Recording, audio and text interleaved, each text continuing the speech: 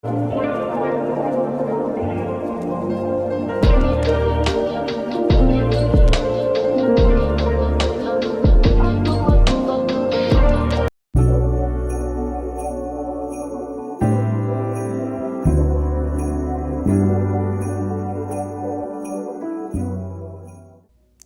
guys, hope all is well.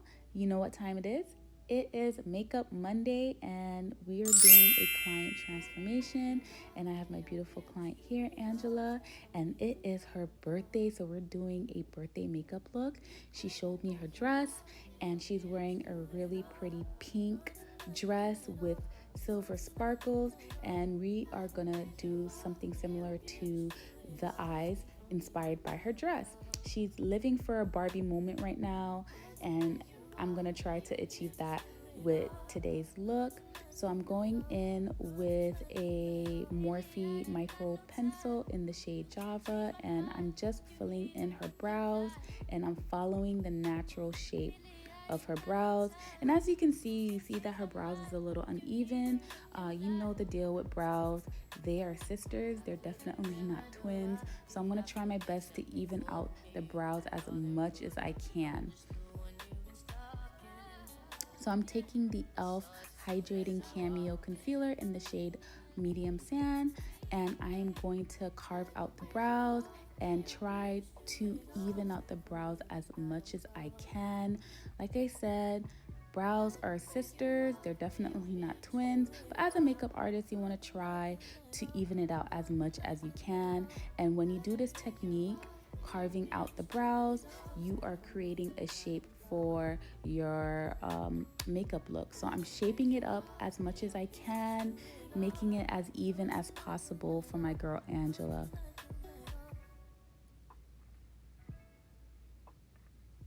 Now I'm going in with a foundation, MAC Studio Fix foundation in the shade NC45. And the reason why I do that is because you do not want to leave a white cast surrounding the brows. That is not the look that you want. So I tend to use a foundation shade so it will help with the blend and it's not going to leave a cast surrounding the brows. That's something you want to avoid as a makeup artist. And this is an extra step that is going to make or break your makeup. You just don't want that cast. I've seen it, and I've seen other makeup artists do that. I've seen pictures with makeup artists with their clients with a white cast surrounding their brows, and I hate it. So that's a no-no. Now I'm going back in with the concealer, the same concealer from e.l.f. in the shade Medium Sand. I am concealing the entire lid, and I'm using this as a primer as well.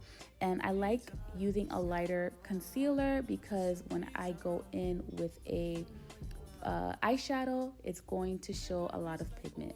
Now I'm taking my Real Technique concealer brush and I am blending everything out.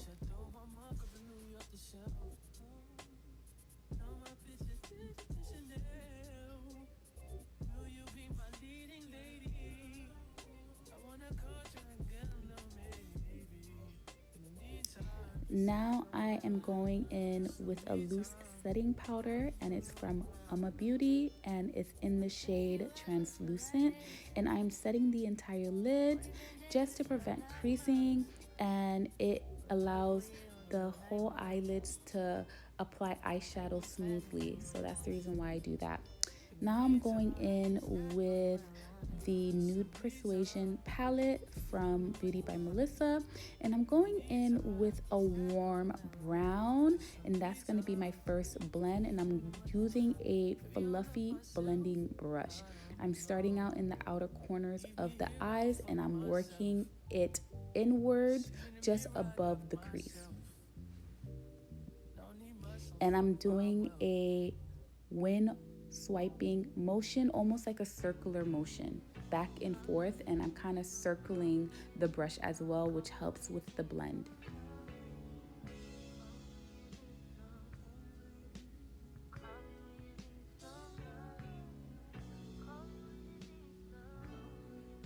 And you want to take your time blending out eyeshadows. You do not want it to be harsh Everything needs to be blown out. Now I'm taking a smaller detail blending brush and I'm working a darker brown. It's almost like a teddy color into the outer corners of the lids. It's gonna add definition to the eyeshadow. So I'm working it in the outer corners and then bringing it into the crease of the lids. And again, I'm doing circular motion to help out with the blending. You know, with makeup, it's all about blending. Take your time, blend. It should not have any harsh edges in the eyeshadow. And I'm going back with a big fluffy brush to blend everything together. Now going back in with the same e.l.f. concealer, I'm taking a e.l.f. lid brush and I'm putting that in the center of the lids and I'm patting it. And you want to do this until it is dry. You do not want the lids to be wet. And the reason why I do that is because I use that to pack on eyeshadow. So when you use a lighter base, you get the full pigment of the eyeshadow that you use, and we're using pink. So that's the reason why I do that.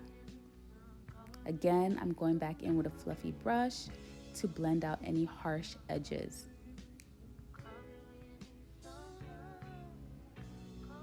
Now we're gonna take the two pinks that's in the palette, taking the same e.l.f. lid brush, we're patting in the pink in the lids. And you see that I'm doing a patting motion. When you pat the pigment or you pack the eyeshadow into the eyes, you're getting the maximum pigment of the color or of the shadow. You don't want to swipe it in, you just want to pat the color in so we could get color. Again, take your time. Now I'm going back in with that detail blending brush and we're just blending in the edges.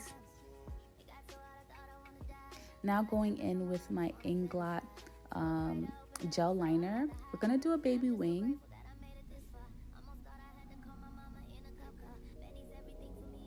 I love this because it just glides right through. Now going in with a white eyeshadow in that palette, we're just gonna pat that into the inner ducts of the eye. Now I am just cleaning the wing liner so it could be a little sharp. And then now I'm wiping away any excess eyeshadow that might have fell into the skin. Now we're priming the face and I'm using the e.l.f. Matte Putty Primer. She says she's really oily, so that's what we're using. And then we're going in with the MAC Studio Fix foundation in the shade NC45.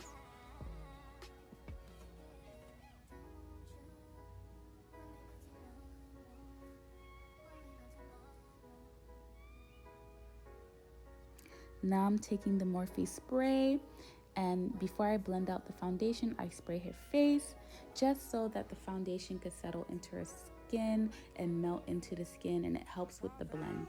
And I'm taking my Real Technique brush and I am pressing the foundation into the skin.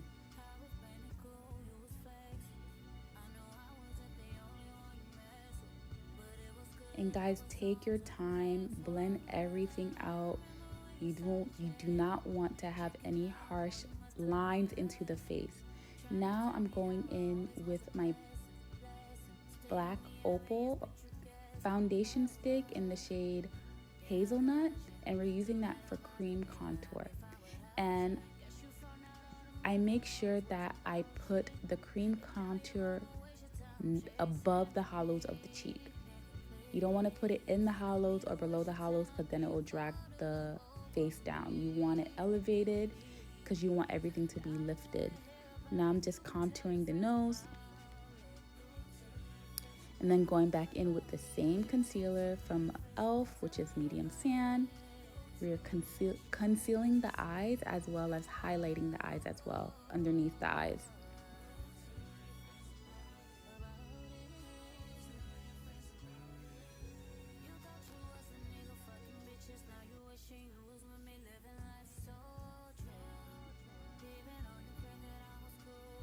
I haven't done a voiceover in so long, guys, so please bear with me. Like, I'm trying to catch up. I'm trying to look at what I did. I did this a while ago, so it's just like, what am I doing?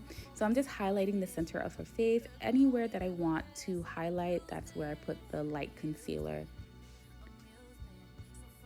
I'm trying to get back into the groove of doing voiceovers. I haven't done voiceovers in like many years, and I've been on YouTube for like, I think 7 years. So I'm taking a contour brush and I am just blending out the contour first, and I am blending it upwards. Now we're gonna take my Real Technique concealer brush and we're just blending in the concealer. And I like to start from chin to forehead to nose, and then we'll do the under eye. And I go back and forth between the concealer brush and the foundation brush. So the foundation brush, I tend to like blend out the edges. Like I said, makeup is all about blending, no harsh lines. So I like to go back and forth between the two. And I stopped using makeup sponges. I just strictly use brushes now, which I find easier for me and it is cost effective. You see me switching between concealer brush and foundation brush, so I do that back and forth. Now I'm blending out the contour in the nose and I'm just dragging it down. I'm still working on my contour for the nose. I don't have like a real technique. I'm trying to figure it out, but what I'm doing just works for now. Just going back and forth between the two brushes to blend out everything. Now, before I even set the under eyes, I like to go one more time with the concealer brush and blend everything so it could be smooth, because if you have creasing underneath the eyes and you set the powder, it's going to ruin everything. So right now I am setting the under eye with a pressed powder from MAC in C6. And after I do that, I go in with a loose powder, and this is from Laura Mercier in the shade Honey. And I'm using a powder puff. I hope I'm saying that right, which I get from Amazon. And I like using that because it just press into the skin, giving it a natural look. It's not like cakey or anything like that. Now I'm adding glitter glue, and the glitter glue is from NYX Cosmetics because we're gonna add some glitter. I don't know why I waited this long to put the glitter, but I did. I don't know why. So the glitter that we're using is a loose pigment, and it's from Iconic London. It's like a loose pigment palette, and I'm taking the silver loose pigment and I'm placing it in the inner ducts of the eyes, and I'm kind of spreading it a little bit forward into the lids, but not completely covering the lids. Now I'm taking the C6 pressed powder and I'm just setting the entire face, as well as wiping away the loose setting powder. Now going in with MAC Mineralized Skin Finish powder in Dark Deep. I'm using this as a bronzer, and I am using it to add color back into the skin as well. Now I'm going in with some blush, and this is also from MAC, and it is in the shade Pinch Me, one of my favorite blushes. It works with almost all skin types and all like skin tones, almost all. And now I'm just going over the under eyes with the pressed powder again, and then we're highlighting, and the highlighter that I'm using is from MAC and it's Oh Darling. And guys, I haven't been really into highlighters like that. My clients have to tell me if they want more highlighter, but I try to like keep it like very natural with the highlight. And I'm using the same highlighter to highlight the brow bone as well. Now we're adding mascara, and this is going to prep the lashes for falsies. So I'm taking my dual lash glue, and I like to put this in the lash line, directly in the lash line, because I noticed that when you do this technique, the lashes adhere to the lash line faster, and it allows the lashes to last longer. So that's the reason why I do this technique. And the lashes that we're using is Ardell's Demi Wispy. And then I'm taking mascara again to blend the natural lashes with the falsies. Now going in with my Urban Decay 24-hour Glide On gel pencil on the waterline.